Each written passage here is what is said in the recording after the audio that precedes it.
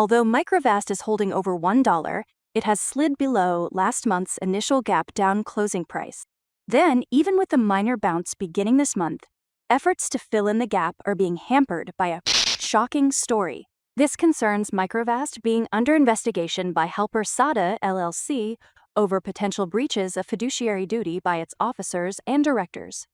The firm is examining whether insiders acted improperly in ways that may have harmed shareholders. Investors who currently hold shares, particularly long-term holders, are encouraged to explore their legal rights, which may include seeking corporate governance reforms, recovery of company funds, or other court-approved benefits. The firm is offering to handle such matters on a contingency basis, meaning no upfront legal costs. Shareholders are urged to act promptly due to possible time limits, as participation could help improve company accountability and potentially enhance shareholder value.